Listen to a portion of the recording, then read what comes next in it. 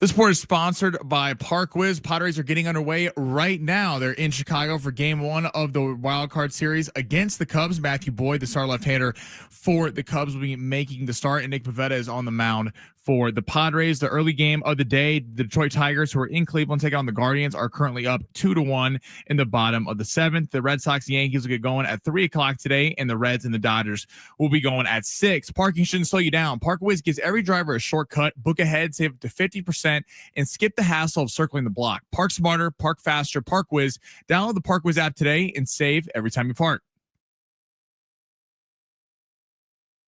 Welcome to the Fletch Zone. I'm Ben Fletcher. That's Sammy Long. Well, don't keep us in suspense any longer. Show us what you got. No fluff, just facts. Playing 2 on Monday night. The Dolphins win it 27-21 over the New York Jets to pick up their first win of this 2025 season. But at what cost? Terry killed the injured Dolphin following his reception. They called for a cart. It was a dislocation. The woes in the jungle continue for the Bengals. Walks into the end zone, the easiest touchdown of the early season. Knicks to Harvey, touchdown Denver. Plus, Padres Cubs game 1 is underway. We'll keep you updated and react as the game happens. Now we head into the studios of San Diego Sports 760 to get into the Fletch Zone. What's going on, everybody? Ben Fletcher, Sammy Long. We're with you till 2 o'clock today. John and Jim will take over then. If you are with us today, man, oh man, do we appreciate you.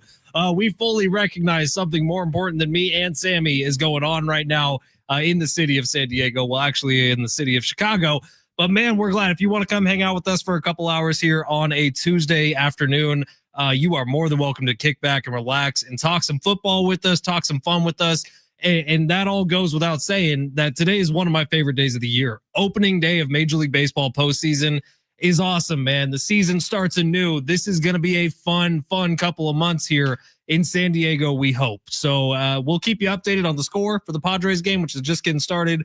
But if you're here with us for the rest of the day, we're going to be talking some football. So welcome in, take a seat, and have some fun. Doubleheader on Monday night last night. It was a good one, too. Both these games ended up being, well, the first game ended up being closer than it looked like it was going to be all game long. Second game was a blowout, but that was a beautiful blowout for Sammy and myself because we picked the Denver Broncos. We survived through 4 weeks of the season, which I don't know if you know, Sammy, about 7,000 people didn't survive through the first 4 weeks of the season.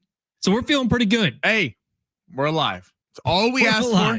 And by the way, I was watching with some friends last night, and that first drive when the Bengals went right down the field, I was losing my mind. I was like, because Miami won, which I know I wanted, but I get it was a risky pick, so I understand why we didn't do it. I was losing my mind, but Denver, the one time I've ever rooted for that team, did come through for us. So we are alive heading into week 5 of the NFL season. And Aaron, our guy at Circus, said that 97% of people last year were knocked out after the first week. So we'll take some pride in that. Now, there hasn't been a huge bloodletting yet. I'm assuming that's coming. I actually think it's going to come this week when the Raiders play against the Colts. But if you don't know what we're talking about, we entered Circus Survivor, $1,000 buy-in. It's a survivor pool. You pick one team every week. You can't pick the same team twice. Winner at the end of this thing taking home around $18 million. Sammy and I are in this for about $9 million each if we win. I promise you the show gets a lot better if Sammy and I are millionaires. I promise you that. So keep tuned. Keep putting out the vibes. Production value is going to be crazy. You know, we're buying a warehouse somewhere. We're just going to do the show out of there. Maybe we'll do the show from like a plane, like a private plane we'll have. That's not bad. Maybe a yacht, perhaps. Yeah, and we have like seating. We have like live listeners in. I think there's a lot of things we could go with this. I will say the first thing we do when we're millionaires, Sammy, is we hire Rich Ornberger and Travis Dale as full-time staff to open up beer cans for us. Does that sound like a good idea? They would be excellent beer. It's like Snoop has can we say blunt on the radio? Sure. Blunt rollers. He pays this guy $500,000 a year to be a blunt roller. I think that they can be our beer can openers. What's a blunt? Yeah, what is that? But I've never heard about that in my life. I mean, I think Rich could be our Johnny Drama. I think TD could be our Turtle. And you and me are Vinny and E. You're Vinny, obviously. I appreciate that. I think TD is a little more drama, though. He is. Like TD's got the mentality of a Johnny Drama. And Rich is the shoe guy, so he's Turtle. Yeah. I think he had a lifetime deal with Reebok when he was a young rookie with the Patriots. So he literally just has Reebok everything. Yeah, Rich is like the guy. He's like Turtle. He's like, he always has a connection. You don't really know how, but he does. He's connected to everything. And TD's just TD's a trier. So we'll get to our week 5 pick. We literally had a conversation for an hour before the show today. Our entire pre-show prep today was talking about what we're going to pick next week in Circa Survivor so we can become millionaires and hire Rich and TD on full-time staff to be our beer can openers.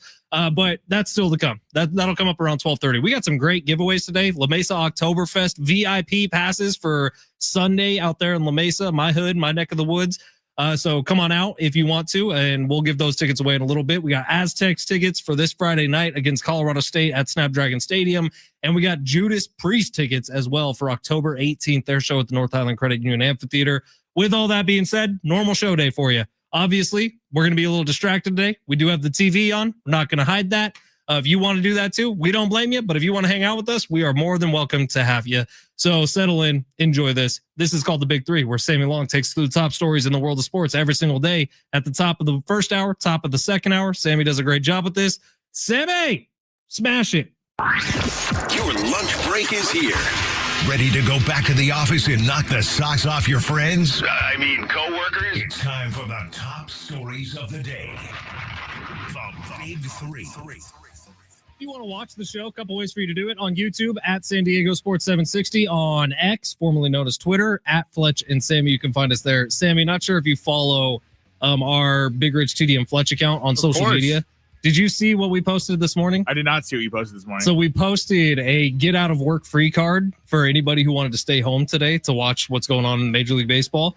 And we just had Rich on the screen by himself saying, hey, get ready to screenshot this. And then the screen went blank for a second, and then it was a positive COVID test. And we're like, just send this to your boss. This is how you get out of the next 2 days of work. It would work. Like, what's the boss gonna say?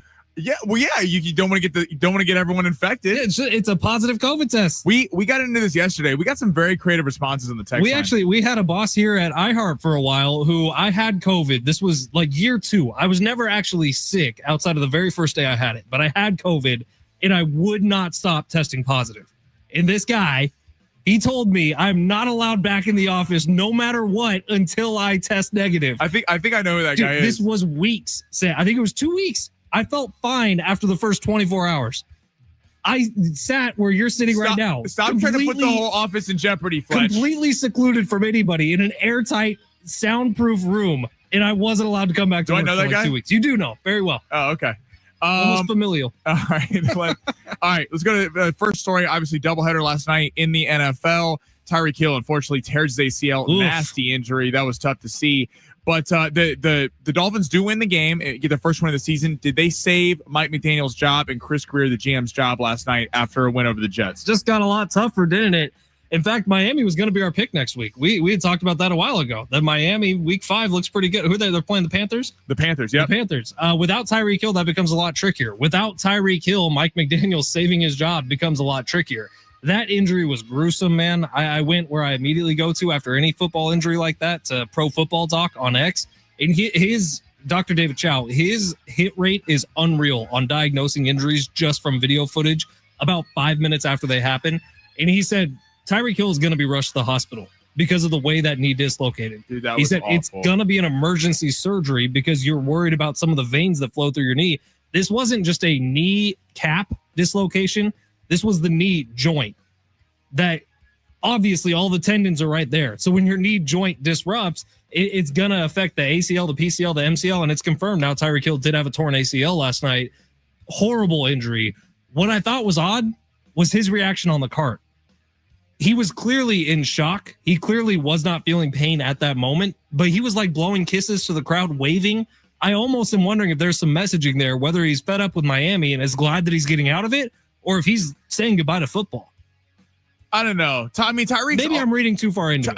Tyreek's always been kind of a showman in terms of. He was smiling. He was blowing kisses. Like the dude just destroyed his knee, and I unless they gave him a shot of morphine on the spot, he's in pain. Yeah, I mean I think that was just for it was obviously it was scarier than normal injury where a guy gets hurt. You're like, oh my God, is this guy gonna be okay?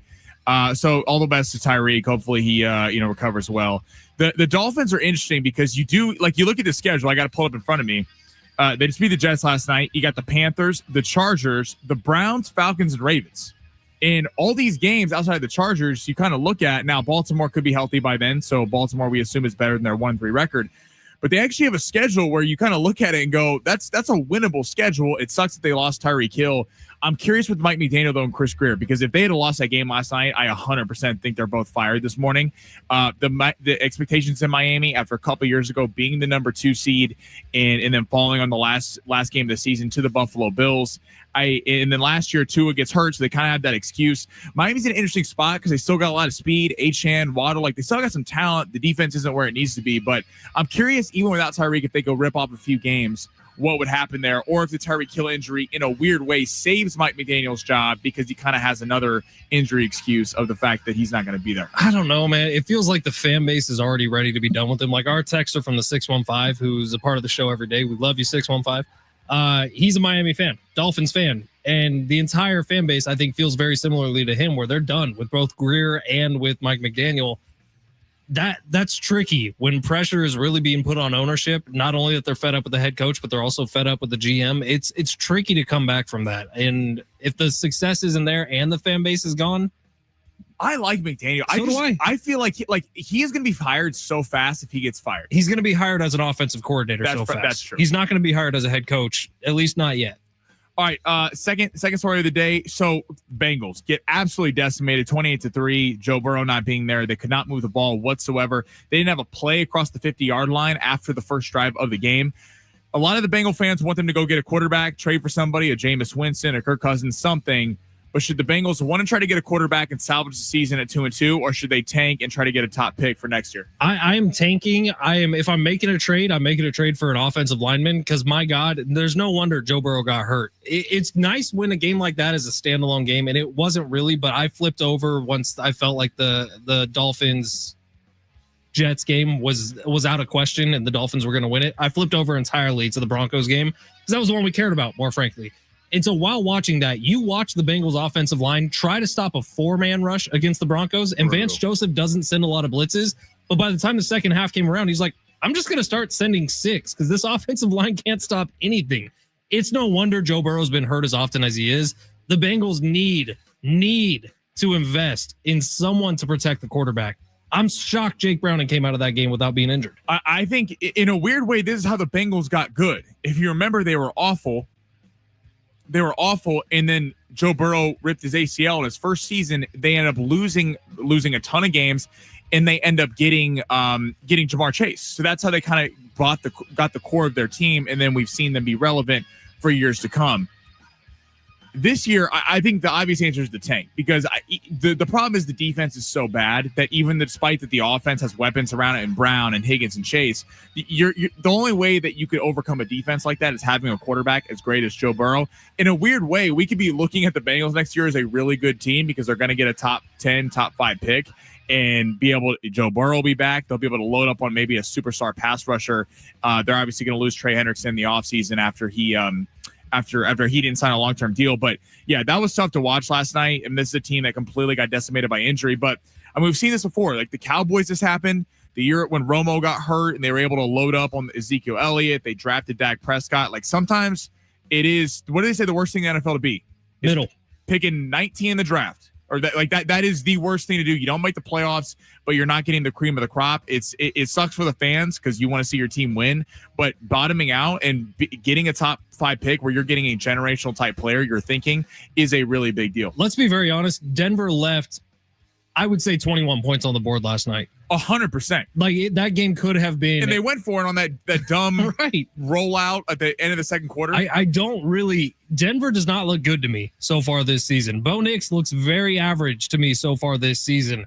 I last night did not give me a lot of faith that that's a team that can compete for a postseason spot. If I'm being completely honest, I looked at Denver last night. I'm like, you leave 21 points on the board against a good team, you're getting your ass kicked. Bo Nix just looks very The throw to Sutton was nice. But it's not like in the offense. I feel like the receiving core is not where it needed to be. They probably need to address that a little bit more. And Bo Nix is just not throwing guys open. He's kind of throwing when guys are open.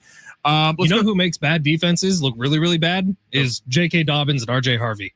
Those two are nasty. Those two, you're talking about, if healthy, one of the better running back duos in football. Those two look real nice. Let's save the next one for the other side, Sammy. We'll get to big three story number 3 on the other side. We'll also talk a little more NFL. Some interesting quotes from Sauce Gardner after last night's game. Is there some questionable officiating going on in the NFL? San Diego Sports 760, live on the iHeartRadio app.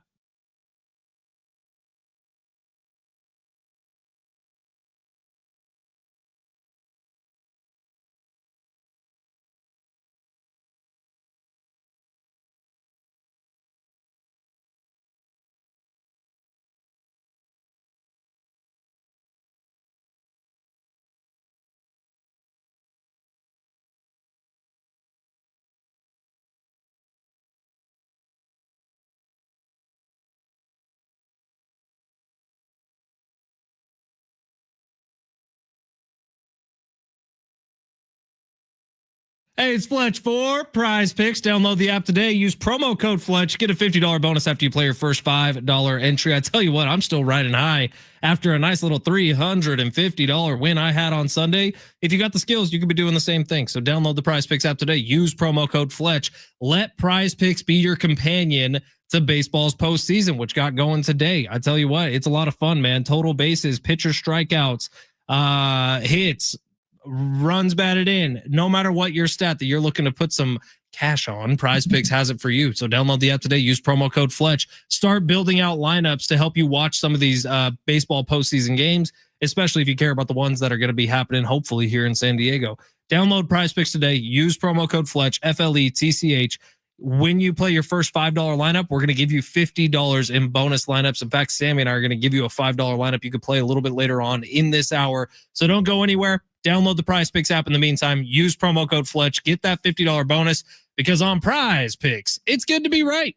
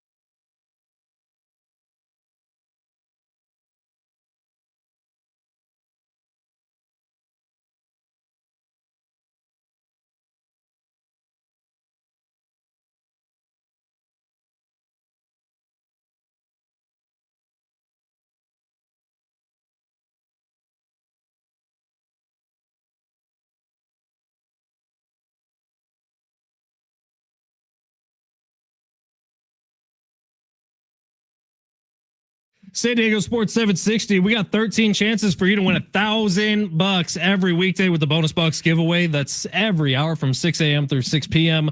Listen for the keyword, enter it at sportsSD.com. Your next chance to win $1,000 coming up at 1 o'clock today. You can go fund yourself, San Diego. It is San Diego Sports 760. My name is Ben Fletcher. That's Sammy Long. We'll keep you updated with what's going on in Major League Baseball throughout the show. But sorry, everybody. 858 already called it. So this job is taken off the board for when Sammy and I become millionaires. 858 says, can you guys hire me to be your professional driver like Dom from Entourage, the crazy cousin who stole the Shrek toy? 100% yes. That was a great little run on Entourage when Dom got involved and E never trusted him. Do you know, I heard him talking on, they have a podcast, Entourage guys. Really? Yes. It's called Victory, the podcast. Fantastic. But everyone's in it? It's Connolly, who's E, Dylan, who's drama, and Doug Allen, the creator, but they have all the guests on. They've had everyone on. And Dom was on, the guy he talked about, he actually got so much real life hate because people hated that character in the show because they were talking about how it was almost like he was kind of, remember I forgot what it was. He had the redemption arc though, when he had the wife and the kid and the limo business. Because at first he was kind of trying to break the boys up. Right. And he was trying, so Doug Allen, the creator of Entourage, wrote an episode for him, the redemption arc, because he was getting so much flack in real life for the character. Wow. He tells us it's a great, it's on like YouTube. You should check it out. It's really interesting story. Did they ever have like Turtle and Vinny on there? Yeah, Turtle's been on a bunch. Vinny wouldn't go on for a while, and Grenier finally went on. Dude, that's such a Vinny move, being too cool for the boys. Come on, bro. Dude, Ari, dude, no one's better than Ari. Jeremy Piven, we've had him in studio a few times. Okay, next time he's here, He's I a have cool to ass meet dude. him.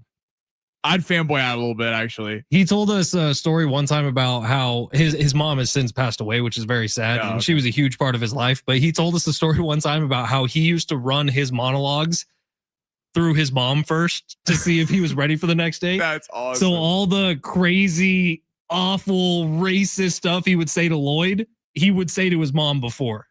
That is unreal, dude. And he said she would actually have like notes for him. She's like, no, you need to put more emphasis on this word or this word. And it's never the right word. You know what I mean? Yeah, they said Lloyd, like Rex Lee, had the thickest skin in the show. Like he'd be getting these awful things said to him, and he's like, yeah, whatever, it's fine. Like, come on. And then the Entourage is the greatest. 760 called dibs on being Sammy's blunt roller. 760, you're hired, man. If we ever find out what that actually is, then Sammy, you have a position ready to go. Oh, 100%. 760 is our first call. Now we got too many salaries we're going to be giving out. How are we going to break this up? We're going to win $18 million from Circus Survivor. We're going to have a lot of money. Ugh. We're going to have like an MTV arc, like the rise and fall of bands where it's like the rise, the ascension, they're at the top, and then it's a low. We spend all this money fast. You're going to find me and Sammy buried in a ditch somewhere out on the way. It's in like Barstow on the way back from Vegas. We're having to walk back as we run out of money. Yep. That's the plan that once we get these, hey, it's a life millions. well lived. See, I'm actually going to be so boring with this money when we win it. I'm just going to buy a house and put the rest in stocks. That's probably the smart thing to do. I just dreaming of a life with no rent, no mortgage payment. Come on now. Gary Cooper, get ready. You're going to sign a fat old commission check. GC. Oh, give Gary Cooper a call today. 858-376-1299. No matter what step you're in the home That's called a buying plug, process. ladies and gentlemen. Yeah, baby. All right, let's get into Sauce Gardner. So, Sammy, do you have the quote of what Sauce Gardner said last night after the game? Yeah, I'm going to pull it up right now. Because I'll be honest, I was thinking this, not during the Jets game, but during the Denver Broncos game. There was a moment in the first half where it still felt like it was in question. Like Cincinnati drove down the field pretty nice on their first possession, kicked the field goal. And then on the second drive, I don't know if you remember this, they were trying to draw the Broncos off sides. It was a fourth down situation, like 4th and 2, and they left the offense out there. The Bengals did. The Bengals were trying to draw an offsides, and they got it from the Denver Broncos. But then after like a 2 or 3 minute discussion amongst the referees, they call it on the center because he lifted his head up. And both Joe and Troy Aikman were like, that didn't look like offensive false start. But they called it because the center snapped his head up. Well, you have to snap your head up if you're the center to see who's coming to hit you. So I did think what Sauce Gardner said last night during a different game. I'm like, oh, they're trying to prop the Broncos up a little bit here. But what did Sauce have to say? And there were also a couple missed calls in this Jets game. There was one at the end of the game that was really bad. I forgot who it was, came in and hit I believe it was Brees Hall. It could be someone else late. Oh yeah, he laid down on top of him at the end of the game. Like, they didn't call it, and even Orlovsky on the broadcast, like, that's ridiculous. Basically, he said, it's pretty frustrating. The ref said, I watch football all the time, and I just feel like I don't know if this is the wrong thing to say, but I think I get called for more stuff just based off of us not winning. He said, I watch these winning programs, and they be letting some egregious things go, and it doesn't get called. They're letting the players play. So what he's trying to say is that good teams get the benefit of the doubt, and bad teams don't get the benefit of the doubt.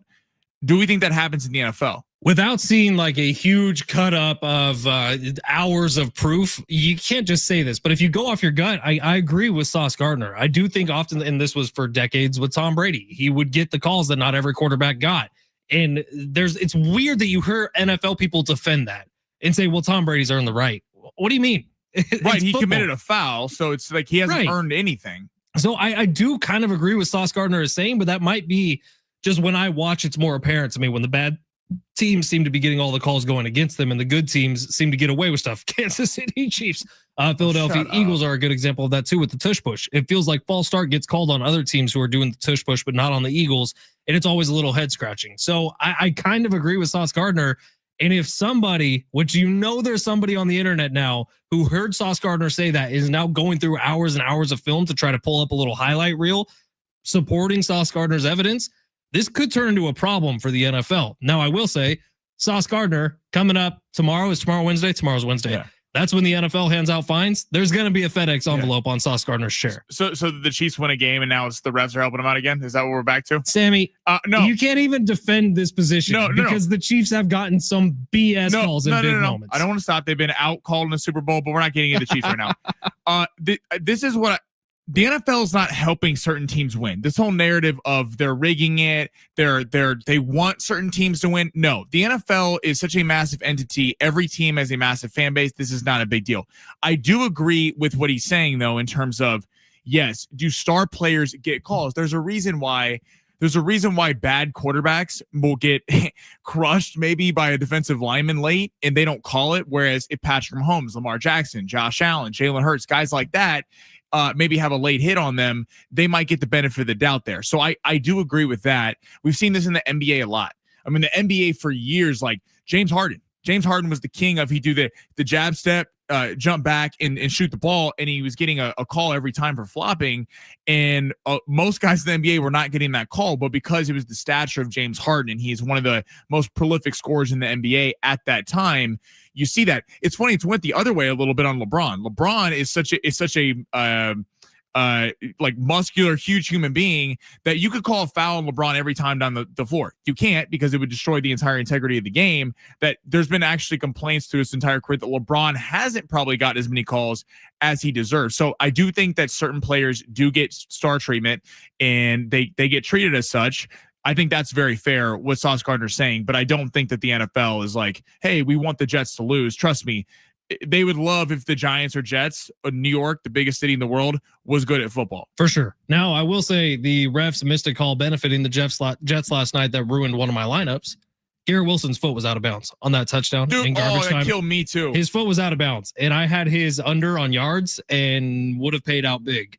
And that was a real bummer. All right, quick break here on the other side. Let's take a look at week 5, see if there's any matchups that we have circled here for our Circa Survivor pool. Again, if we're millionaires, that makes everyone around us happy, including those of you who are here today. We know there might not be that many of you. Welcome to the party. Come on and join in with us. We'll keep you updated on the score out in Chicago. But that's about it for today. All right. San Diego Sports 760, week 5 coming up next. San Diego Sports 760 live on the iHeartRadio app.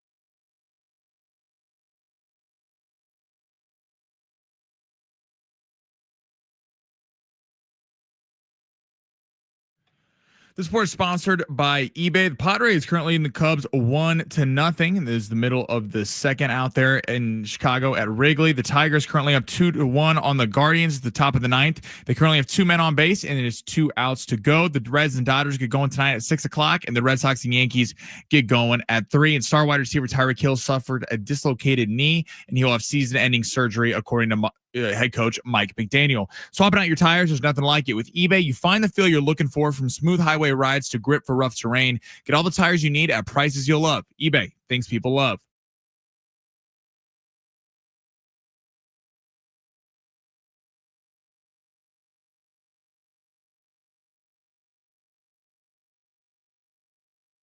San Diego Sports 760. Ben Fletcher, Sammy Long with you till 2 today. John and Jim will take over then. Tyreek Hill actually already had the surgery, which is crazy. They got him in quick this morning to get that surgery done. He will be out for the season. Rough injury last night if you were watching that game, man. That's one of those ones where you turn off the TV in a little bit of disgust, especially because that was the first game this season. Tyreek Hill's really started to pop off, and he was fantastic yesterday while he was in. It was actually his 6th catch of the night was the one where he ended up tearing his ACL.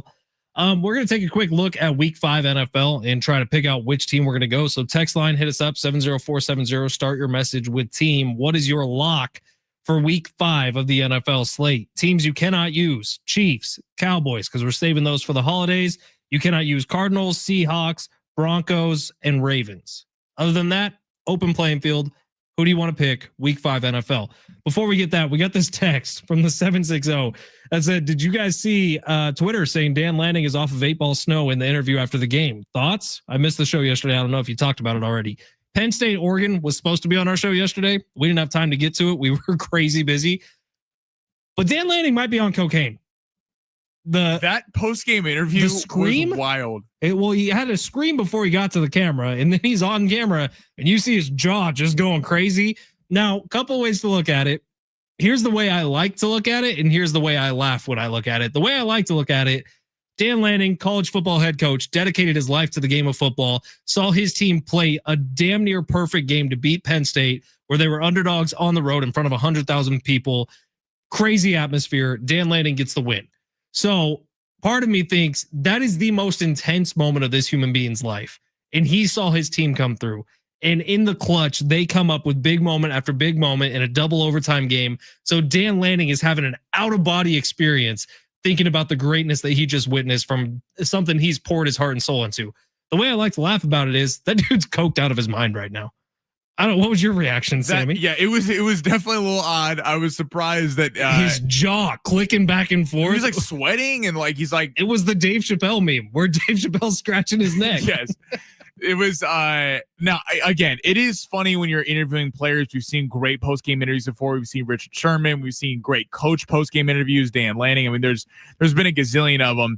You're like just locked into the game and all amped up, and then all of a sudden you got to go do an interview. But Lanning, it was a funny interview. Besides that, impressive win for Oregon. I mean, they went on the road and won that game. At what point, like Dabo Swinney is 1-3 for Clemson. James Franklin for Penn State, head coach, cannot win a big game in his life. And Drew Aller is supposed to be the number 1 overall pick last week. Dude, the crowd was chanting "Fire Franklin" at Penn State, Oregon. I mean, Franklin and like Aller's getting all this number 1 overall pick buzz, which I don't really understand before. I think it's kind of quieted down after that game. It is funny though, like how next year's quarterback class was supposed to be this unreal class. You have Arch Manning, you have Garrett Nussmeier and Klubnik and Drew Aller and all these guys, Sam Levitt from Arizona State, and none of these guys have really performed. Like even Lenora Sellers for South Carolina isn't performing at the level you want. So some of these NFL teams that were like hoping to tank to get a quarterback next year, it's a lot of question marks, and it just goes to show that predicting that these guys are going to be so much better than they are before the season even starts, it's kind of tough. And we might only have a couple quarterbacks taken in the first round. Looks like if you missed out on one this year, you might not be getting one next year. Interesting. All right, week 5 of the NFL season is coming up. Sammy and I are in this huge pool. By the way, shout out to our buddy Rich McGuire, who I know is watching the Padres game. He's still listening to the boys. He says, I'm watching from Lost Abbey Brewing and listening to the boys. Got my laptop at the bar. Rich. It means a lot. Dude, if I was sitting right next to you right now, the next one would be on me. Thank you for 100%. Listening, Rich. We appreciate that a lot, man. All right, week 5 of the NFL season. I'm going to circle the games that we've talked about I think the first one is the overseas game this week, Vikings-Browns. We do both feel strongly that the Vikings are going to win that game. Strongly is an aggressive word, but I feel confident. We feel confident that might be our pick. Now, the easy pick would be Bills over the Patriots at home. It's a Sunday night football game. But that's not even like, it is a division game. Division, primetime, always. Sammy threw out Rams, Niners, and I'll be honest, I don't hate the pick if we were to go with the Rams. My problem with picking the Rams this early is that they're what we profile as a high confidence team. Like high confidence teams, you're looking at your Packers, your Bills, your Lions. I think the Chiefs could fall in that category if they get healthy. That's another safe one this week. Lions over the Bengals in Cincinnati. But we don't want to. They're on Christmas and Thanksgiving, and we've already seen like Thanksgiving, the Ravens are playing the Bengals. We already picked the Ravens. We wish we would have kept the Ravens. Right. And the Bengals now you're obviously not picking them. I mean, look what they did last night. They don't have Joe Burrow. So you kind of want to keep these teams open. That's, I think, how they get you a little bit is you have to pick the holiday games. But yeah, the Vikings feel good. It makes me a little nervous that Carson Wentz, they didn't really get that offense going. Now the Browns can't score. And the Vikings do have an above average defense. So the Joe Flacco, now if Shador's playing, that might be a different story. Can I just tell you something that making me a little nervous? So Rex Ryan went on ESPN today and said he wants Shador to start. Something that I can just see happening is this is like a 6-3 game at half in London, and they make a quarterback switch, and Shador or Dylan Gabriel comes in, and they win that game over Minnesota. Carson Wentz isn't that bad. He's not good. He's not that bad. He's one of the better backups in football, I would say. Another game that we kind of threw out there, but I think both of us are too nervous for it, is Giants Saints. Now it's in New Orleans. That's a stay away. The Saints aren't going to go winless this season. This could be that one game that they pick off, and the Giants are going to be feeling themselves a little bit after last week. Dart didn't. I'm high on Jackson Dart, but his numbers didn't jump off the page. He didn't throw the ball downfield a lot. He was a lot of read option. It makes sense. You're going to get a good Charger defense in your first start. On the road, I'm curious how many people will fall for it and pick the Giants. I know. I think a lot of people are going to pick the Giants. I think a ton of people are going to pick the Colts, who are hosting the Raiders this week. Another team. This might be our first bloodletting of the season. I can easily picture 5,000 people who are left in this pool all picking the Colts. And then everyone's going to, the other one that we can't pick because we already picked the Cardinals. The Cardinals over the Titans. That line's actually come down. So it was at 9.5. The Cardinals favored. Right after the lines came out, this thing has come down in 24 hours, 2 whole points. But the Cardinals are only 7.5 point favorites, which is interesting because to move a line in Vegas, I mean that there has to be a lot of money coming in on this. So people are getting the early 9.5 on a Tennessee. I feel like the Cardinals and the Colts are going to be the 2 most picked teams or bet teams of the week. Mm-hmm. All right. Well, if you want to talk us off the ledge with the Vikings, feel free. 70470. Start your message with team. If you're like, what are these idiots even thinking? Picking a game being played in Europe, picking Carson Wentz as your quarterback against a Browns defense that has Myles Garrett on it. Look, if you think we're idiots, let us know. 70470. Start your message with team because I'm going back and forth on this. Now, the biggest benefit, the Vikings have already been there, right? Is this game in London? Yes. So they were in Germany. They were in Dublin. They were in Dublin? They were in Ireland. Ireland, that's right. Yeah. They were in Ireland. Now they'll be in London. So they don't have the time change. I feel good about it. I don't know if I feel great about it, but we do need to take some risks here. Is this a risk we're willing to stake? You can't. $18 million. The problem is like if you picked like the Bills, Packers, Lions for the first 4 weeks, we're gonna have to pick some crappy teams later on. Right. So we've done pretty well, I think, in the Cardinals. That was not a high confidence team. The Seahawks not a high confidence team. The Ravens were, but aren't anymore. Right, they will pick their one are win. you going to feel comfortable picking the Ravens in any other game this season? No. And then looking at the Broncos last night, they're not a bad team, but they're not like some great team that everyone thought they were going to be. So I feel like our picks so far have been pretty good in that we've kept our big money teams in. Chiefs still alive. Cowboys, who certain weeks are going to be a high confidence team. I wouldn't say this week. I feel like the Cowboys are going to be the team that sells a bunch of people because their defense 1 week will give up like 45 They already points. almost did. You remember how many people picked the Cowboys against the Giants and Russ turned back the clock and had like the best game of his career? That one almost happened. Came through for us. Oh, that would have been good. All right, quick break here. Long shots on the other side. We were so close to another 3 days in a row. Long shots. Oh, it was close. It actually got sold this morning. So we'll see if Sammy can put together something good. Are you going night games in baseball? Yes, we're going some so get you some action down here for after the Padre game later. I like it. All right. It's San Diego Sports 760. We will also do our first giveaway on the other side. That's next. Live on the iHeartRadio app.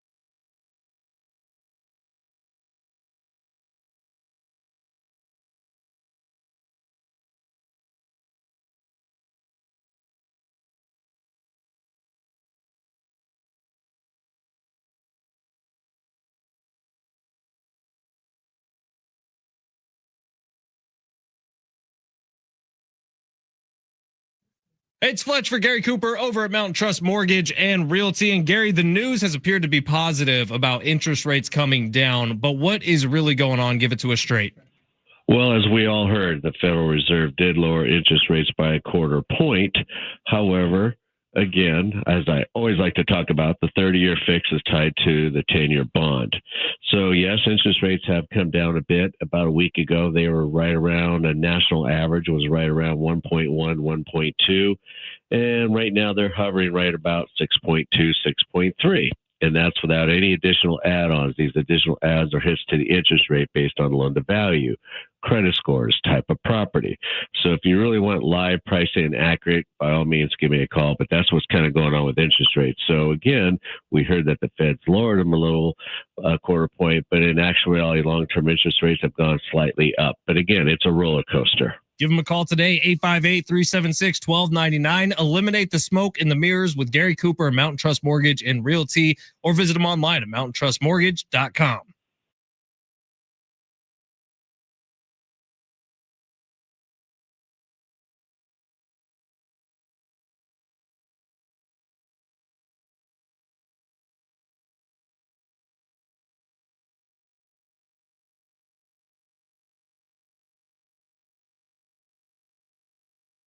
Drama is a brewing, Sammy Long. This is San Diego Sports 760. I don't know if you've had a chance to check out the YouTube chat. Our buddy Tyler, one of our most loyal listeners, follows long shots every day. Tyler said he pulled a Fletch move last night and did not include Gavin Williams in long shots. Well, Gavin Williams sold long shots today. Tyler's walking away with some cash. I'm happy for Tyler because I'm very disappointed in Gavin Williams. Wow. Well, you're disappointed that he pitched well? Yeah, I needed him to suck. I needed him to get pulled. That's what I needed. By the way, if you're curious, Padres are up 1-0. Xander Bogaerts with an RBI triple earlier today. All right. Not sure if anyone can tell this. It's literally been happening for one day, but it started a new diet. Rich Ornberger and I. Looking sexy, dude. We're going kind of carnivore / dairy. So we're carnivore and cheese. So you told me about this diet. So it's literally just you eat meat and cheese. Here's what I ate yesterday. I had for lunch tri-tip with some cheese on it. And then for dinner, chicken with some cheese on it. And that was it. What do you mean chicken with cheese on it? Like I microwaved some grilled chicken that I grilled up over the weekend and I put it in the microwave with cheese on top. Okay. And where did you get this diet idea? With a fork and knife. Rich and I will do this probably once a year where we're like, hey, what should we try out for a few weeks to see if we can drop some pounds? And we'll just throw an idea out there, not backed by science or anything, and just start doing it. Okay. I think I'm going to need to add some veggies because I'll be honest, like my brain does not feel like it's operating right now. And for a brain that usually isn't working at an all-time high on a normal basis, it feels like it's working at about a 5 right now. Okay, here's my only thing with this. Tell me. There's better diets, like you could just fast and you could eat what you want. That doesn't work for me. I know, but you can't just eat meat and cheese all day. There's other problems that come with that. Like what? Like that. Okay, that diet, and this is not a shot. I had a protein bar this morning, so I already broke the diet. Okay, so that diet is not wrong, but you have to lift weights for that diet to work. It's all about protein because you're pumping iron at the gym all day. Okay, well, let me throw this out to you. I lift myself out of bed every morning, Sammy. I lift myself into the shower every day. If you went to the doctor and said that, I would be on the floor laughing. I lift myself out of this chair when we leave every day, Sammy. Does that sound like lifting to you or no? My name's Sammy. I'm a science nerd, and I can tell you all about the diet. I'm just telling you. You should probably. I do feel sweaty. Is that normal? Like more sweaty than normal. I'm usually like baseline pretty sweaty, but right now I feel a little bit more sweaty. I'm a little alarmed at how sweaty you are. This might be a problem. Look, me and Livy Dunn, we're just sweaty people. All right, we can deal with it. I saw you post that, by the way. That was a wild thing to post. Not that I need to defend her, but you know what? If we're going to talk smack about Livy Dunn and sweaty pits, can we just get the hell out of here? She's a high-tuned athlete, all right? By the way, Paul Skeens, come on over to San Diego. Sammy, do you have long shots ready to go? I do have it ready to go. Let's grip it and rip it, eh? Let's just go ahead and pitter patter. Let's get at her. Smash it. You looking for some luck?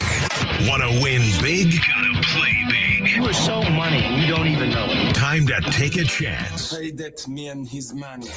with long shots. By the way, I got a shout out to give. Can I give a shout out real quick, Give a Sammy? shout out. In long shots, is that okay? Yeah. Northside Tavern in OB just DM'd me on Instagram. Said, hey, saw you're a huge 49er fan. Why don't you come on by to watch a game with us? We'd love to have you. Sammy, would you like to be included in my entourage to come to I would Northside love to be a Tavern part of the in OB? entourage. Is that a Niner bar? It's a Niner bar in Ocean Beach.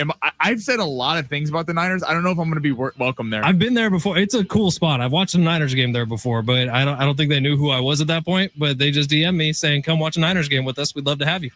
Really? Okay. Thursday Night Football's Niners this week.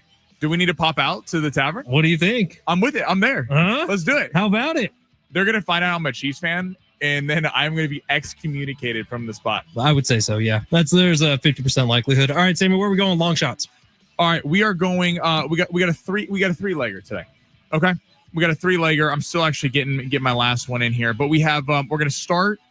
If you want to find one, Fletch, for me, we can do a little three here. Aaron Judge, New Yankees, Boston Red Sox getting going here later today. I'm going to go Aaron Judge more than 1.5 hits, runs, and RBIs. Now, I know taking the star player to go over. Here's why.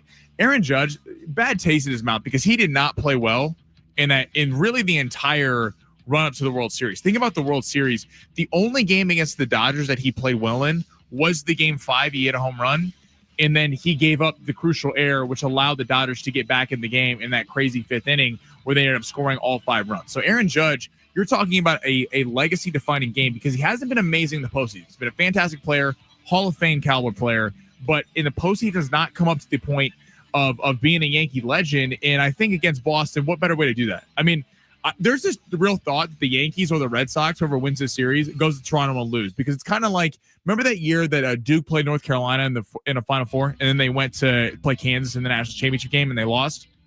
It's like that was kind of the title. Like, even though they lost to Kansas, the fact that North Carolina beat Duke, for everyone in North Carolina, that's like their thing.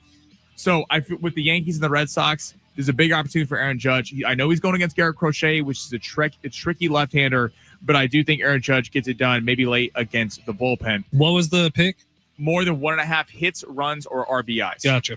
All right, and then we're going to go Blake Snell, more than 6.5 strikeouts, and I'm going to tell you why. Blake Snell's been the ace for this rotation. And the Dodgers have been funny because the starting rotation has been fantastic, but the bullpen has been an abomination recently. Now, I do think the bullpen will get better simply because Justin Robleski, Emmett Sheehan, there's a few guys that have been in the starting rotation that have been good, but will now get moved to the bullpen because of the fact that it's been bad. If you look at the Dodgers actually roster that just got released, they went lighter on the bullpen arms, and a lot of the starters, Emmett Sheehan, Robleski, a few of these guys got moved to the pen. So they're going to leave the starters in a little longer? They're going to leave the starters in a little bit longer. 6.5 strikeouts. I know this is a big number. I know Blake Snell is a ground ball pitcher, but if we look at the Reds, outside the top of the lineup, Gavin Lux, Ellie De La Cruz, they got a really nice big three up there. There's not much down the lineup. If the Reds are going to win this series, it's going to be because it is super low scoring. The Dodgers just got Will Smith back, but maybe he's on 100%. It's going to be because Lodolo and that starting rotation, Hunter Green, are going to keep this really low scoring up there in LA. And Ellie De La Cruz, Gavin Lux, the former Dodger, maybe has a big night and is able to get after it there. So going to the former Dodger, Gavin Lux, I'm trying to find his number right now. I believe it's at 0.5 bases. We're going to go more than for him. I think he's got something for his former team tonight. Gavin Lux was traded away. He was kind of the odd man out. He was, if you remember right, he got injured in that series, was not able to play a whole year. He was supposed to be kind of the next star for the Dodgers. He was supposed to be kind of the next guy that was coming out. Then he got shipped out to Cincinnati because they didn't make room for all the signings, your Teoscar Hernandez, your Shohei Ohtani, your guys like that. So I think Gavin Lux goes over on his number. I believe, I'm trying to get it right here, I believe it's at 0.5 total bases or 1.5. We're going to go more than, I think he does get a big hit tonight against the Dodgers. Shipping out to Cincinnati. Whoa. Is Gavin Lux spelled weird? He's not popping up. Gavin Lux. It's not popping up here? No. Damn, we need to flip a pick.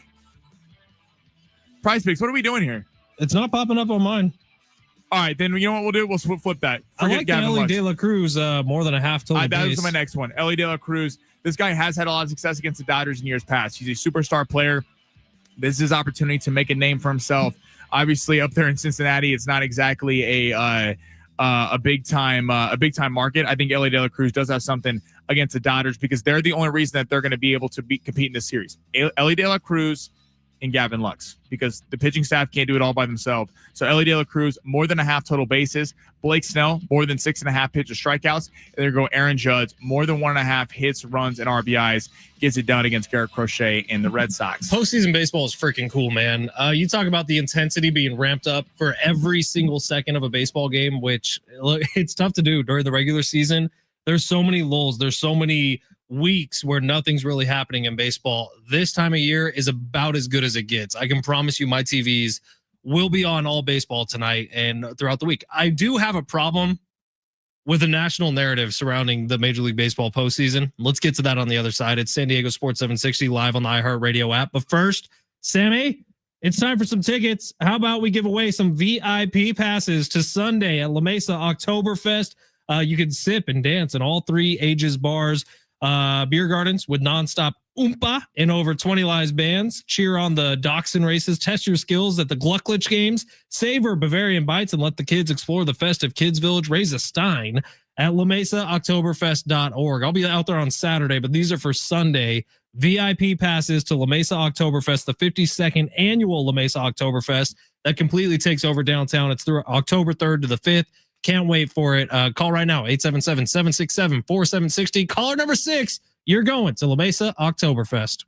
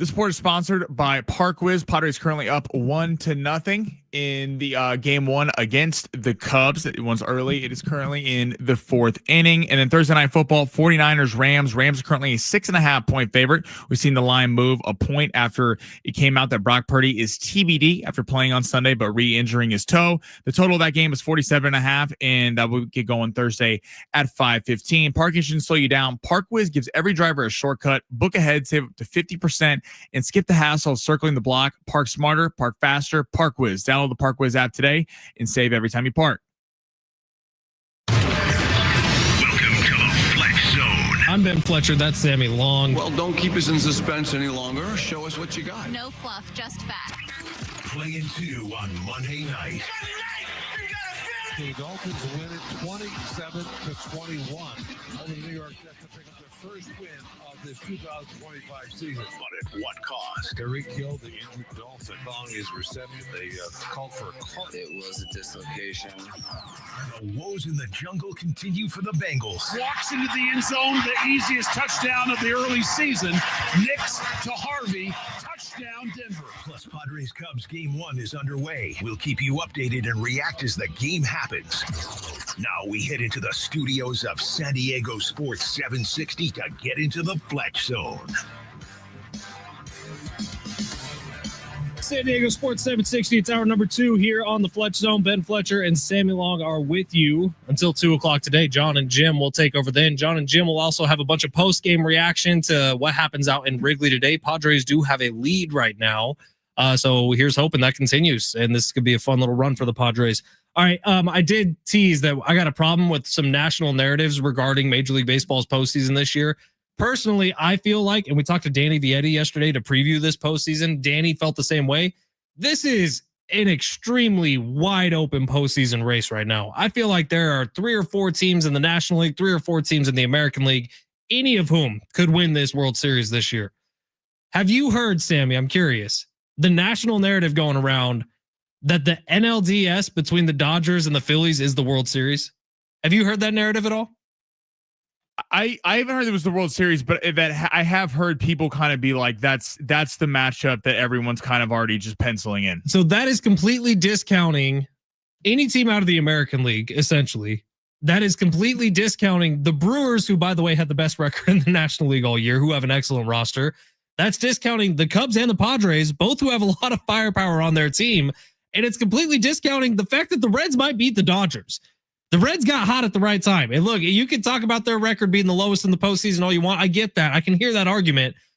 But this just isn't an automatic Dodgers advancing. I'm not trying to be a Dodger hater here, but Reds-Dodgers is a series that I think both teams are going to be taking seriously. Well, you can make an argument on the Dodgers case that the most dangerous series is a short series against the Reds of them all, because of how the team is built. It's built on bats and it's built on starting pitching.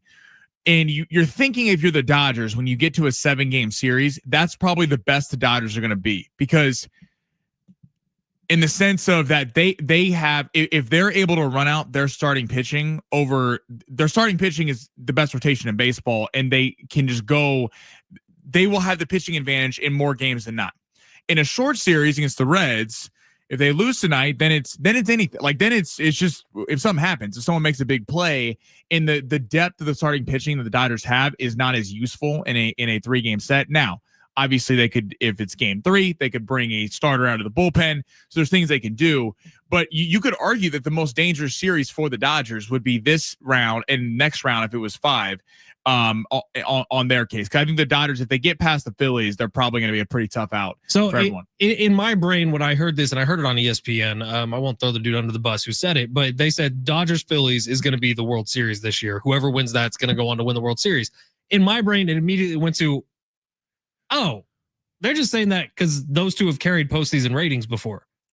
They're saying, well, I think that's one of those teams advances to the World Series, it's going to be huge numbers no matter who they're playing against, because Philly has a diehard, rabid fan base, and they have enough fans spread out throughout the country. We all know what the Dodgers are. So that's why ESPN is going to run with that narrative, because they think, oh, well, if one of those two teams is advancing far enough, they go to the World Series, we're going to have huge numbers. Right. And you have, like, the MLB is stoked of all these first round series. Red Sox, Yankees is their dream. Oh yeah, that's huge rating. That's going to kill all the ratings of all the first round series. Guardians, Tigers, unless you live in Detroit or Cleveland, it's probably not going to do big numbers. The Cubs pull a lot. San Diego's got a big fan base, but it definitely is kind of reserved to San Diego. And then the Reds have a big fan base, but the Dodgers obviously have a massive fan base. Yeah, the Phillies and the Dodgers, I think that's why they're saying that, is because the brands are huge. Trust me, Major League Baseball, they're not rigging anything, but they do not want to see a Brewers Blue Jays World Series. If they could get Phillies, Yankees, Dodgers, Red Sox, Dodgers, Philly, or Cubs would sell for them. That's huge shit. Like that's especially in a sport where, in terms of ratings, you're going up against the NFL. You're going up against college football, NBA starting soon, college basketball starting soon. Like it's tough to get a draw. So you need to have a matchup that sells. That's why Yankees Dodgers for Major League Baseball in terms of ratings last year was a big deal, because you have New York, LA. But I do think by the way, there's a reason Major League Baseball postseason games are being played on a Tuesday and Wednesday in the morning. Exactly. And there's no coincidence that the Guardians Tigers game, which was already going to have low ratings, they buried in the early morning slate. Now, I do think that calling the Phillies Dodgers World Series, I think that's too premature, because despite the Dodgers' massive payroll, despite the Phillies' massive payroll, the Phillies have injuries and the Dodgers bullpen is a concern. Now, I do think you can make a strong case for either to win the World Series. I'm not going to sit here and just lie and be like, oh, they're going to get beat. Maybe they will. But there's a lot of teams capable. We've seen the Padres take the Dodgers in really close series. The Cubs certainly have a chance. And to your point, yeah, I think the Brewers, them scuffling down the stretch, has kind of lost people on them. But they did have the best record in the NL, and that is saying something. So the Brewers, it's all about how do they acclimate to the pressure of the postseason, because they don't have a ton of postseason experience on that roster. The Mariners, to me, feel like the AL team. I know they're the second. Cal Raleigh, big dumper, but MVP of the American League this year. They have maybe Suarez, they got Julio Rodriguez, Cal Raleigh, they have Brian Wu, they have a really nice pitching staff. Like, they feel like the most complete team. But then again, the Mariners are a team that they haven't really done it before, so it's kind of hard to go like, hey, the Mariners going to the World Series. I will never recover from the Vetter Cup not being ours here in San Diego this year. I mean, how could you? The Vetter Cup is the most important thing in sports, especially with Pearl Jam being the greatest band of all time. Can I tell you something? I didn't know what the Vetter Cup was until they played the Padres. Are you kidding? Have you never listened to a second of Ernie Martinez on the radio in your life? Ernie Martinez is a legend. Ernie Martinez is a legend of San Diego. We got to get Ernie on tomorrow. Oh yeah, maybe. We'll see. We'll figure it out. Big three, hour number 2. Sammy takes us through the top stories in the world of sports. He does it every single hour of every single day. Does an excellent job with it. Sammy, why don't we go ahead and smash it? Your lunch break is here. Ready to go back to the office and knock the socks off your friends? I mean, coworkers? It's time for the top stories of the day. The Big Three. Where are we heading, Sammy? All right, so A.J. Brown has made some significant comments this week talking about posting some cryptic things on social media about not being wanted. And Nick Sirianni was asked about this today at his presser and said he believes A.J. Brown wants to be here. Should A.J. Brown want to stay on the Eagles, and likely you're obviously going to be in the postseason picture, going to be a favorite for the Super Bowl, or get off the team considering he's won a ring and go to a place that is valuing him and will throw him the football? I think a couple things here. I think A.J. Brown is right for his upset attitude here, because wide receivers get judged so much based off of numbers. Wide receivers get judged and paid based off of numbers. How many yards did you put up? Are you a 1,000-yard receiver? Are you a 1,400-yard receiver? Did you have 10-plus touchdowns? Like, all these things kind of come into consideration once A.J. Brown's going to be up for free agency once again. And if he's looking at this, his agent is looking at how the Philadelphia Eagles are currently constituted, you're not going to get the biggest numbers you could possibly get if you are with Philadelphia. Now, A.J. Brown also threw a temper tantrum in Tennessee. What did that get him? Well, it got him traded and it got him paid. And he got paid big time. He's making the money. He made that first big contract, a first huge contract for A.J. Brown. I think it's up well over $90 million. So if you're looking at A.J. Brown, like, dude, you already made your money. Maybe it's time to shut up and just play and keep winning Super Bowls with the Eagles, because they're very likely going to be in that conversation once again this year. I can understand that perspective. From A.J. Brown's point of view, I get it, dude. You are one of the best wide receivers in football, and you get used like a number 3 somewhere. Not even like a number 3. Like, he's not even getting thrown the ball. I know. That's why, even though A.J. Brown has been in the media a lot, and he's reading the book on the sideline last year, and he's always kind of a diva, Normally, I would be like with the team, like, hey, we're winning games. And I get the Eagles. They're winning games. So it's hard to be like, what you're doing is wrong. And in the postseason, A.J. Brown will be responsible for some huge plays if the Eagles advance. He will. And he's getting paid a ton of money. But I do understand the A.J. Brown perspective. This is not even like a guy who's – I'm getting 4 catches a game for 53 yards. He is not even being looked at. He's not even getting 4 targets a game. And it's – I'm curious what Eagles fans think watching the games because they're winning. So obviously winning cures all. But watching the Eagles, like it is kind of a tough watch sometimes. They're the most boring team in the NFL. Like the Saints are more fun to watch. Drew Brees got into this last week because he didn't put them as a top 5 offense, and not because they're not talented, but because it's like it's a tough watch in the sense of it's very methodical. It's like last year you had Saquon Barkley, almost a run offense that was like a deep shot threat offense. I mean, he was hitting 80-yard touchdowns like every week. It felt like A.J. Brown, Devontae Smith. You have playmakers everywhere, and it's such a ball control kind of let the defense. I went to this yesterday. It kind of reminds me of the Chiefs in a weird way because the Chiefs were a high-flying offense. You had Tyreek Hill, Kareem Hunt, Travis Kelce. The defense was horrible, and they won 1 Super Bowl. And then it flipped, and then the defense carried them to back-to-back Super Bowls, and the offense looked ugly at times, and you were like, what is going on? Why can this team not move up and down the field like it used to? It feels like despite all the stars for the Eagles, it is like a defensive team now. Like that is the calling card of the team is this defense that is one of the best, if not the best in the NFL, despite, the corner situation. And it's funny. I understand A.J. Brown being frustrated, though. I get it. Same. What's next? Lamar Jackson, the Ravens, hosting the Houston Texans. The battle of 1-3s. Both teams predicted by many the favorites to win their division before the season. Lamar Jackson is questionable for Sunday, and they don't know. They're leaning toward him not playing. But if they lose this game, are the Ravens done? I think someone caught a lot of grief for saying the Ravens might miss the playoffs this year. I will give you credit, Fletch. Look, if the Ravens don't win this game, you have to put them in that conversation of a team that's not making the postseason. The AFC North is interesting, right? Because the Ravens just perennial win this conference. Now, it's still not a great conference. Ravens should be near the top, but Steelers are 3-1. How many more losses do you see on the Steelers' schedule? Like that defense is taking the ball away 5 times a game, it feels like. Even on days where Aaron Rodgers isn't good, the defense can still win them games. Bengals, probably toast. Browns, probably toast. But do you really think the Ravens are going to get a wild card spot after starting 1-4? I don't. And at this point in the season, week 5, we're coming up on, the Ravens are going to have some serious work to do to just catch up to the Steelers, who are sitting at 3-1 right now. And with a defense that's turning teams over multiple times per game the rest of the way. The Ravens are in serious trouble if they can't beat the Texans here. The Ravens are interesting because I don't know if it's done because we have seen teams rip off wins at the end of the year, and they do play in even though the Browns and the Bengals aren't very good, they do play in a division where every game is close. Now I think they got a couple wins against the Bengals. They already beat the Browns once. They can play them again.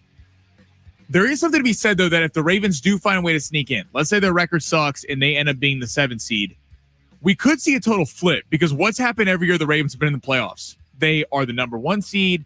They blow every team out. They look like far and away the best team in football.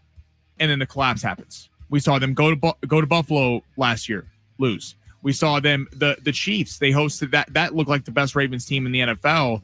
And they were the 1 seed all year. The Chiefs put up only 17 points and beat you in Baltimore. There could be a mindset flip that if they get in there and there's not a lot of expectation because of all the injuries and everything like that they could do something, because it does feel like they kind of feel like a little bit of a Dodgers to me in the Ravens, and that the Dodgers for years won a ton of games. They won divisions left and right, and they get to the playoffs and they lose. And it left Dodger fans going like, what is going on? Like, why? Like this team is the best team in baseball year, and they get to the postseason and it looked like an absolute shell of themselves. And it kind of finally took them winning one to like break through that a little bit. And it feels like with the Ravens, you could see a little bit of the same thing. Like they have all the talent on paper, and it just feels like they get to the playoffs and the whole sticking with the run, being that team, it goes away because you're not boat racing any teams in the playoffs like they've done for a lot in the NFC. All right, let's quickly go to the NBA real quick.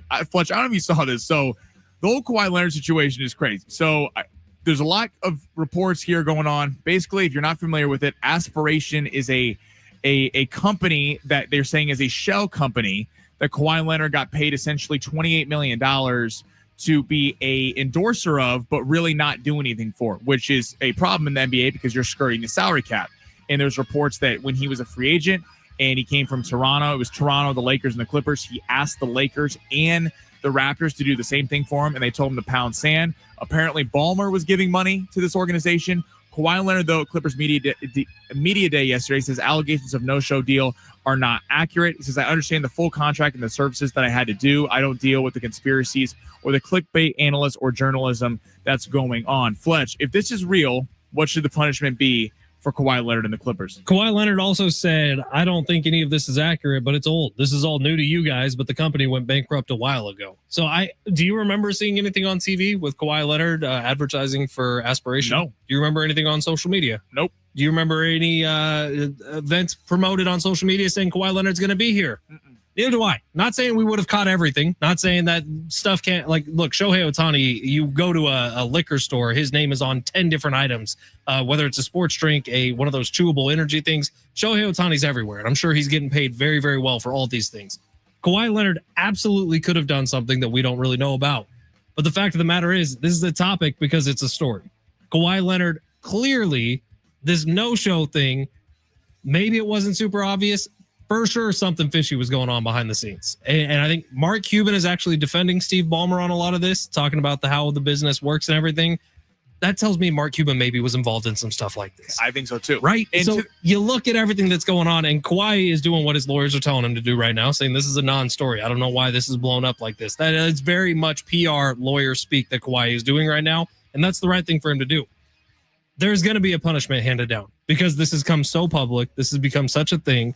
I think the Clippers are losing a draft pick. I think that's a good point you make about why didn't we see any of this? Kawhi Leonard's a big star. Right. Kawhi Leonard's won 2 NBA championships. Like, look at Anthony Edwards. Look at LeBron. Look at Luka. Like, look at Shai Gilgeous-Alexander. The Thunder won every damn commercial. I forget what it was for it feels like months on that one where they're walking the red carpet. So it feels odd. This is obviously a serious thing because if they did skirt the salary cap, that's how the NBA works. The NBA is designed, just like the NFL, to not let the Lakers and the Knicks and the Celtics just spend more money than everyone like they can do in baseball. And if we're being completely honest, if the offer was similar from the Lakers or from whoever else was courting Kawhi at that time, why would he pick the Clippers? Right, and Kawhi, there's allegations that he asked for 1% of the Lakers, Exactly. and they told him to pound sand. We're like, absolutely not. That's not happening. It's just, this is a serious allegation. If it's real, I mean, the Clippers with their brand new stadium, you're looking at draft picks, suspensions. This is a big deal for the NBA. We still got tickets to give away this hour, so don't go anywhere. San Diego State versus Colorado State this Friday night. We're going to give away those tickets on the other side. Keep listening at San Diego Sports 760 live on the iHeartRadio app.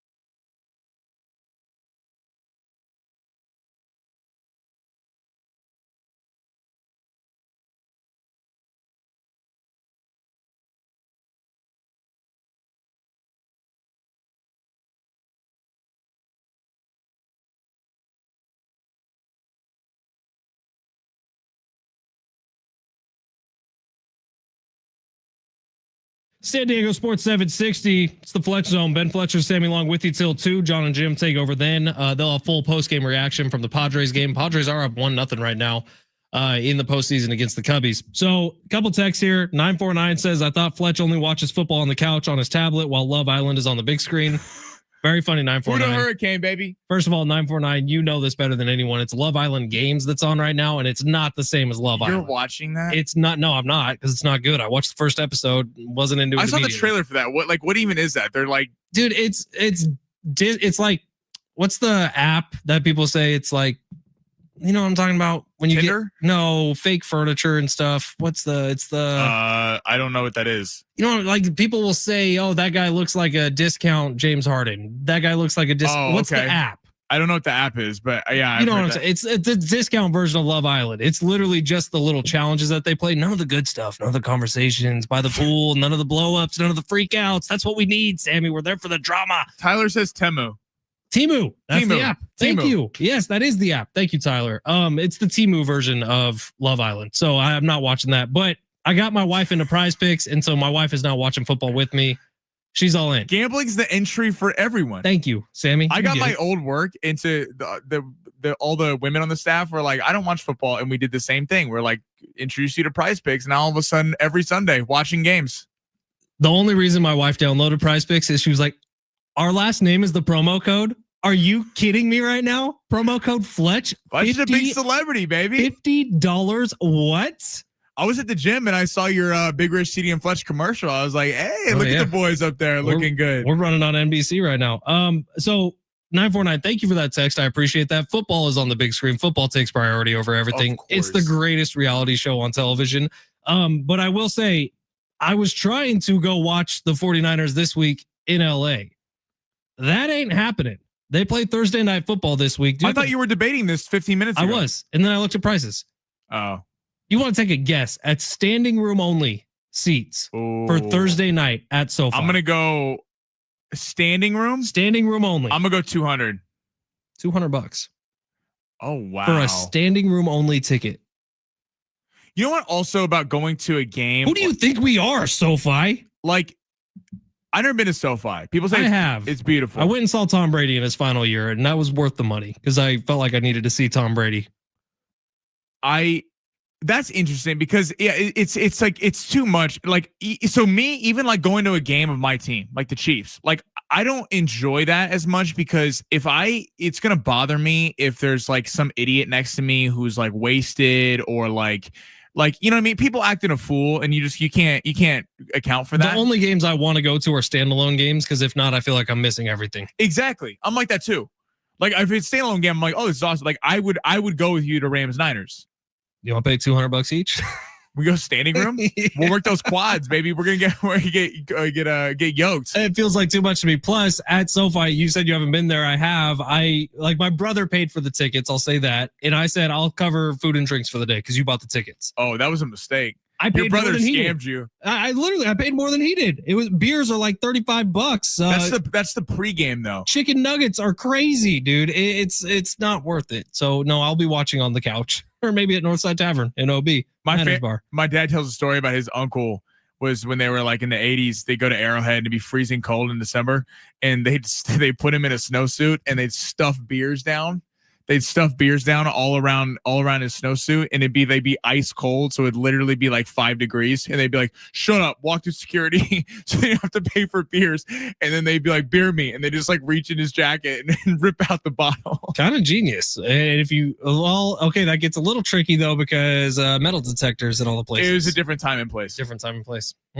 Man, when the world was a better place. Shout out to the 80s and 90s, man. Wow. You guys had the best. Wish we lived in it.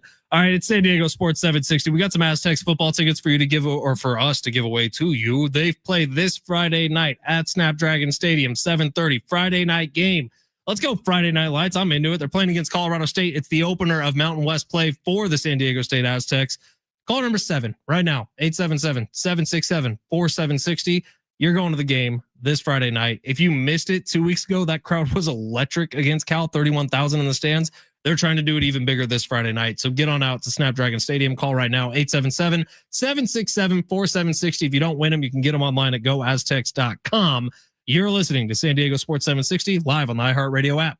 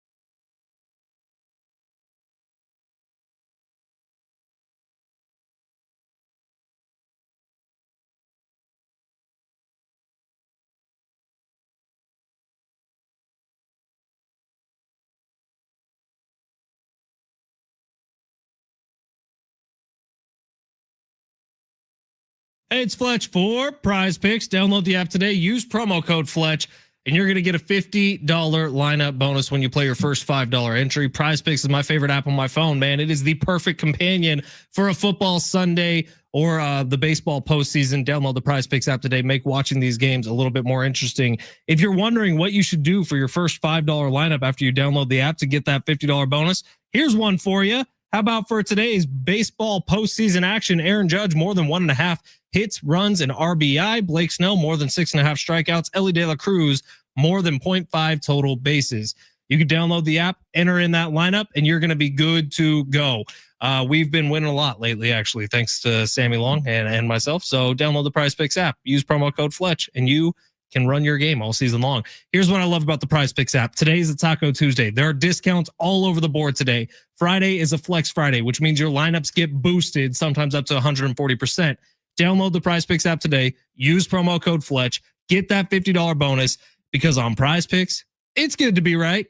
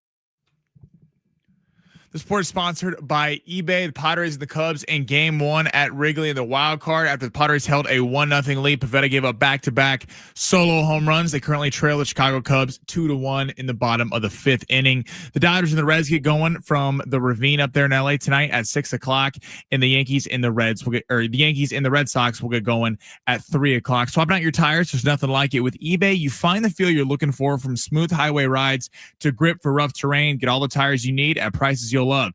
eBay, things people love.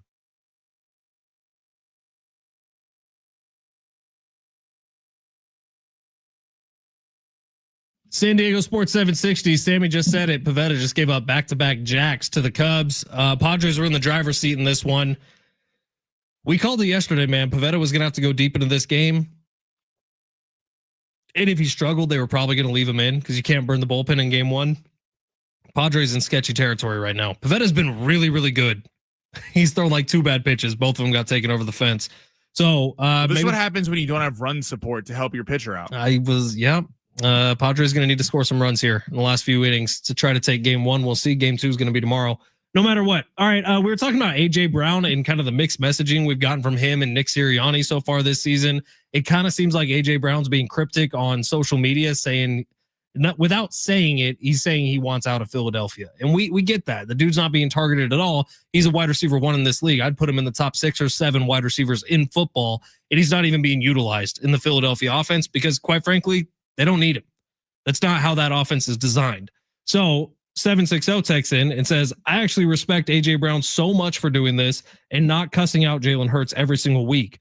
Like Colin Cowherd said, he wants to cement his legacy, give the man the damn ball 13 times a game like Puka Nacua, and just see what he does. Just saying.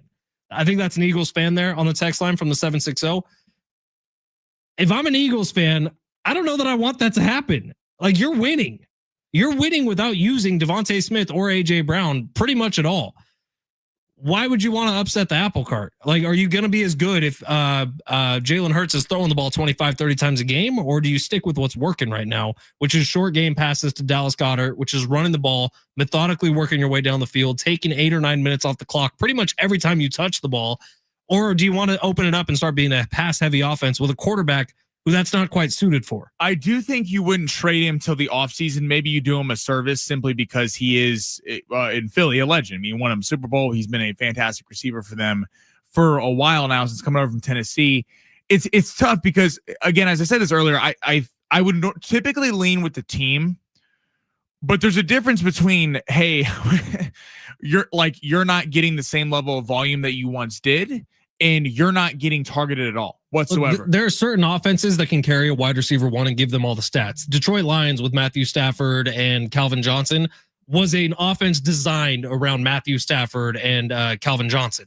The Saints with Breeze and Thomas were designed around Breeze and Thomas. Right. He was getting thrown at 15 times a game. Nick Sirianni is an offensive guy, and I think he's a really creative offensive guy, actually, who gets a bad rap. But his creative offense has nothing to do with wide receivers. Well, and that's why, like, Tyreek Hill in Kansas City had friction with Patrick Mahomes, the rest of them, because he actually, in the year he got the last year he was there, he got targeted the most he'd ever been. It was, I believe, he was on an average of 10 to 11 times a game, and he went and complained to Coach Reed and everyone in the office saying they wanted 15. They wanted 15 to 16 targets a game. That's where you're like, okay, come on, dude. Like, you're getting the ball a ton. AJ Brown, I will defend a little bit in the sense of, like, he's getting like 2 targets a game. He's getting 2 targets a game, and I'm sure at some point he's like, guys, I'm not some rookie trying to prove it. I am a star receiver. The entire league would kill to have me on their roster, and I would be a featured part of the game plan. I'm not saying that I'm should be featured over Saquon or guys like that, but when you have 2 dynamic receivers in their offense and you're basically taking them out of it, not because the defense is taking you out of the game, because you're taking yourself out of it, the play calling. I understand being extremely frustrated at that. All right. Speaking of Sean Payton, we talked about how him and that Michael Thomas, Drew Brees offense was designed around the short slant game. Sean Payton actually spoke out about something that happened this past offseason recently. He says that he's always spoken in favor of the tush push. The powers that be don't want it for aesthetic reasons, or it's hard to officiate. When the health and safety conversation got pulled into that, which might be the safest play in football, my BS nose went up. So the Saints were one of the teams that voted against banning the tush push, and Sean Payton was a big part of that. However, I think Sean Payton's right with what he's saying, but that's not what this is about. The banning of the tush push has nothing to do with the health and safety of players. You can't really convince me otherwise unless people start jumping over the pile and intentionally going for Jalen Hurts' ankles or something like that. The reason the tush push is even up for getting banned is because we're seeing this year that it's damn near impossible to officiate, or refs just aren't capable of officiating it. And B, it truly is a one-team advantage. We've seen a lot of other teams try to replicate the tush push. No one else can do it. And I've kind of flip-flopped back and forth between giving credit to the Eagles for inventing a new play that maybe football gets shaped around in the future. Maybe there's guys in college right now who are trying to up their squat game so they can be like Jalen Hurts when they get to the NFL and have this cheat code in their back pocket. But B, it's been years now, and there's not another team that does it. And we're seeing film now from the sideline that's showing the Eagles jumping off sides every time they do it. So the NFL has a couple options here. Either A, start being aggressive the other side and seeing, okay, if that's a penalty, we're going to err on the side of it being a penalty more times than not. And maybe we're going to have to deal with some missed calls going the other direction where the Eagles, they don't step off sides, but they're still getting a penalty called on them, because right now it's going the opposite direction, and that's not cool either. Or B, you're going to have to let defenses start getting nasty with it. Right. They took away jumping over the pile. They jumping over the center. That's a penalty. I think my problem with this C option, by the way, is just to ban it, which is the easiest option. Take this Padre game right now. They're 5 innings in. If they lose this game, you're going to look back at pivotal moments in the game, like them having runners on the corners and not doing anything about it earlier in the game and leaving Pavetta in. Some people are going to say too long. games in the NFL. Let's look at that. Let's look at that Colts Rams game. Sure. What do you look at? Adonai Mitchell dropping the ball a yard from the thing. They end up losing the game, and that would have been the difference. And by the way, defense blowing coverage on Tutu Atwell, wide open going down the side. In the NFL, in the MLB, in the NBA, you look at core plays in a game, especially in baseball and the NFL, in football. You look at core plays in a game, core moments in a game. The tush push, and what does football come down to? How many times do we look at a 4th and 1, a 4th and inches, or a 4th down call that maybe a team went for it, it changed the tide of the game, or they ended up getting it in the play call? I wouldn't have done that. I would have went on an option. I would have thrown the ball. I would have set up the 4th down play without a run. Everyone plays Monday morning quarterback. That's what's so fun about football.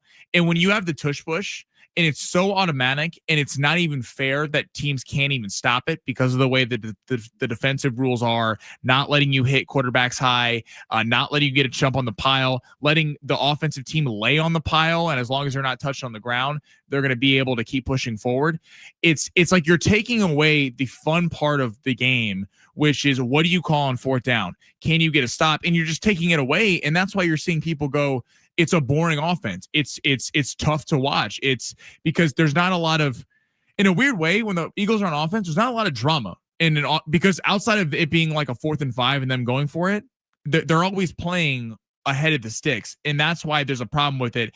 And I think the league leaned on the safety nuance of it to try to get it banned. But that's not the reason it should be banned. It should be banned because it's ridiculous that there's a play, and kudos to the Eagles for inventing it, but that is so overpowered that it almost takes defense out of it. I have a feeling it's not going to last another season. This might be the last year of the tush push. So congratulations, Eagles. Use it while you got it. Maybe you win another Super Bowl off of it. All right, something we weren't able to get to yesterday, but we have a couple minutes here, so I would like to get to it, is the Ryder Cup.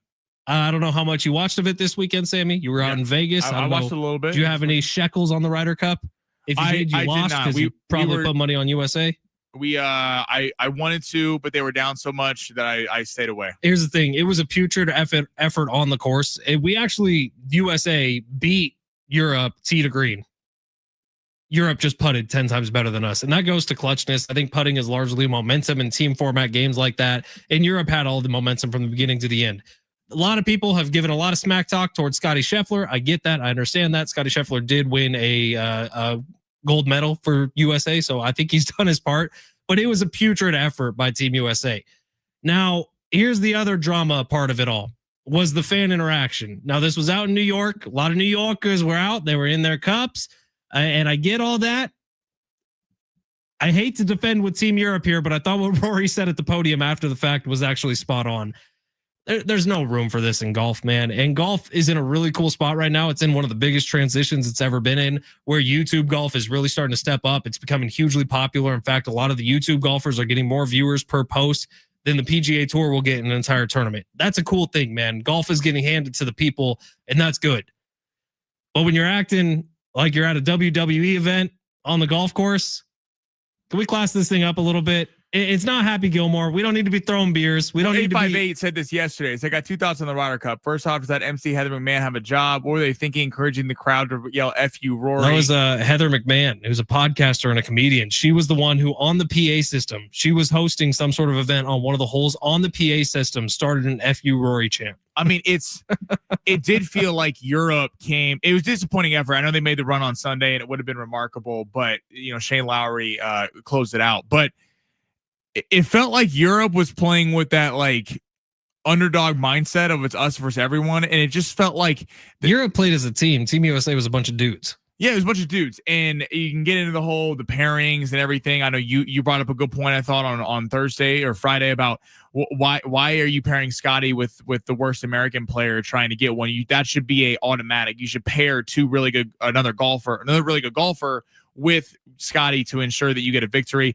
Yeah, it was disappointing. It was also disappointing that was kind of the underlying theme of it, was kind of some of the behavior, some of the clips, like people, I know Rory turned around the one, yelled F you to the dude because the guy was like chirping him. It's like, what are we doing, guys? Come on. The Ryder Cup is one of the coolest events in sports. Yeah. It's like that hockey, the four nation face off, which I was all in on. It's cool, man. So most people have talked about hockey in years. For sure. And the Ryder Cup can have that effect too. And it's fun that the players get a little more into it and they'll go after each other a little bit. There was almost a fight between Bryson DeChambeau and a caddy from Team Europe. Like, that's all cool.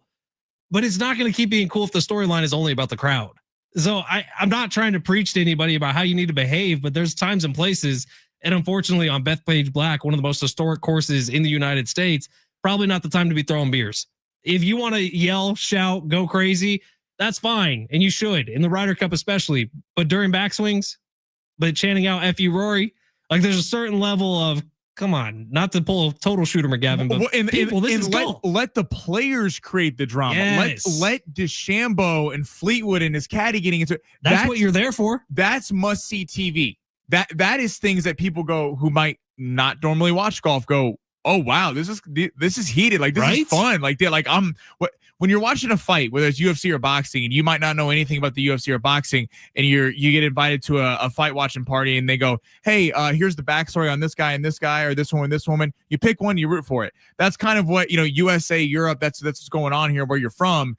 And then you add with golf, you add the storylines, the narratives, the attitudes with it, and that's a fun thing. It did feel like it got overshadowed a little bit by the crowd, which was a little bit disappointing. Also, Keegan Bradley, you're never allowed to be captain again. You should have picked yourself to play in the Ryder Cup. I can't believe you didn't, and we can just move on from that. I really like Keegan. He screwed the pooch, man. He did not do a good job as captain.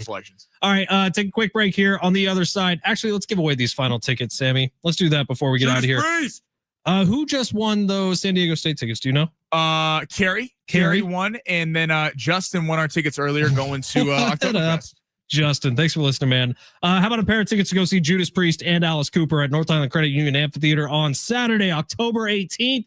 If you want to go see some Priest, man, call right now. Damn good show. Hella show, dude. 877-767-4760.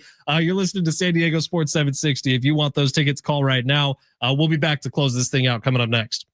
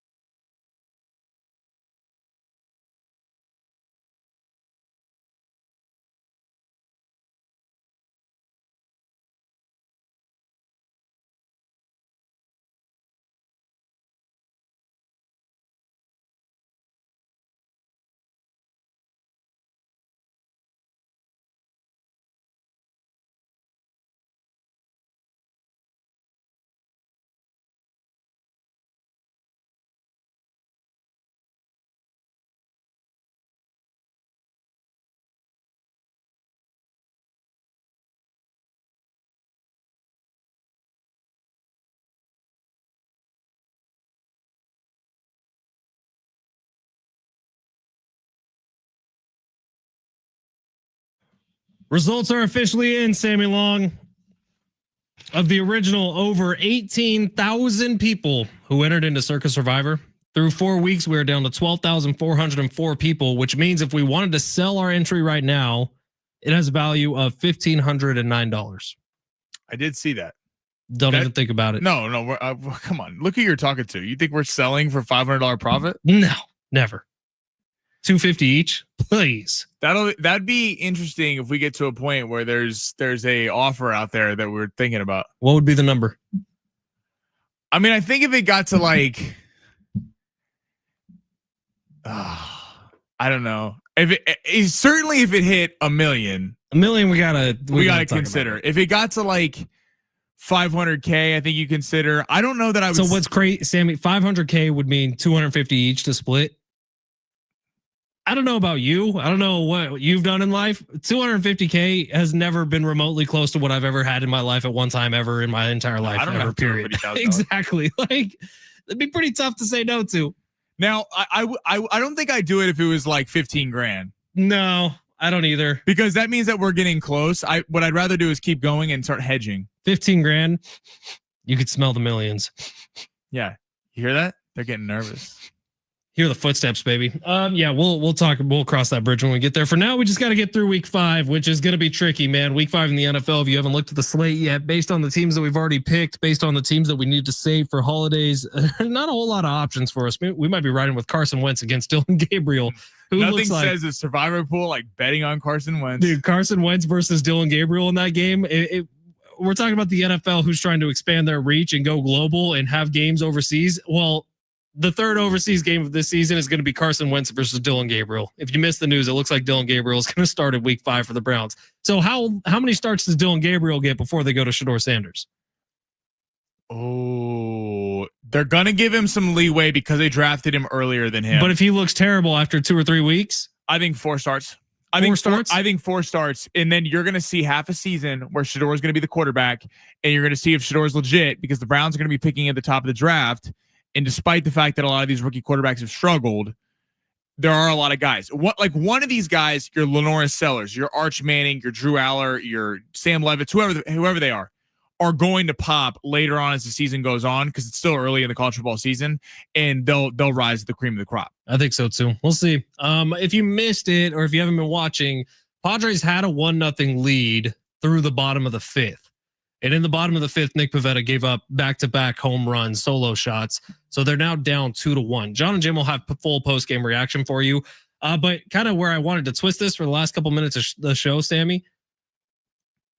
Not that it's realistic, but say you or I were a Major League Baseball player. I think that's fair. We're obviously fine-toned athletes at the top of our game right now, both of in our athletic primes of our lives. I mean, I could have hit 103 on the gun. I think so. If I'd have set my mind to it. What would be your walk-up music? Like we've seen this with closers the last few years, especially, but I'm talking like you're a hitter in the postseason, walking out to a jammed Petco Park. I have 2, and there's one that's a rock and there's one that's a rap song. Give them to me. The rap song is going to be "I Don't F With You" by Big Sean. I don't F with you, and you little stupid. That's how the song would be though. I know, but it's going to set them. First off, the crowd's going to sing it though. You little stupid. Fine. The crowd is going to. I ain't messing with you. The crowd's going to sing the song, so it's going to work. There'd be so many pauses that would take me out of it. I know, but the crowd's going to be going crazy. They're going to sing it. And then if it was rock, I would do "Shout at the Devil" by Motley Crue. I have the whole crowd just going crazy. Shout, throwing the horns up there. Yeah. What about you? Shout at the Devil's not bad. But are you insinuating that you're the devil in that situation? No, the song's they're shouting at you. The song's just shouting at the devil. They're shouting. They're shouting in the face of fear. When I first thought about this, my first answer was like Jimmy Buffett, Margaritaville. That would be awesome. Isn't that kind of epic? Like, especially it's me, so I'd be walking out with at least 4 buttons undone on my shirt because I'd have a 6-pack because I'd be a Major League Baseball player. Like my body is my temple, my body is my career. You know what I mean? This is a temple. This is a palace in this alternate universe. But Jimmy Buffett, Margaritaville is tough to beat. Can you imagine Game 7 of the World Series, bottom of the 9th inning, Ben Fletcher 2 outs away again in Margaritaville. That's not bad. And then the other one would be like Dierks Bentley, "Somewhere on a Beach." somewhere on a beach, sitting something strong. See, but my entire career as a Major League Baseball player, everyone would think, oh, this guy just wants to be on vacation all the time. Yeah, because you want to win the World Series. So you go on vacation. He's leading the Cancun chant in the locker room. All right, that's it for us today. John, hey, real quick, shout out to the 1,000 people on the stream. That despite the Padres being on, you guys rolling with us. It means a lot to us. Full thou, let's go. Rich McGuire says it right. Let's come back. We got this. John and Jim will have full post-game reaction coming up next. This is San Diego Sports 760. Tomorrow, fantasy football expert Stan Lazinski going to be on the show, so make sure you're listening to that for all start sit questions. We out. John and Jim next.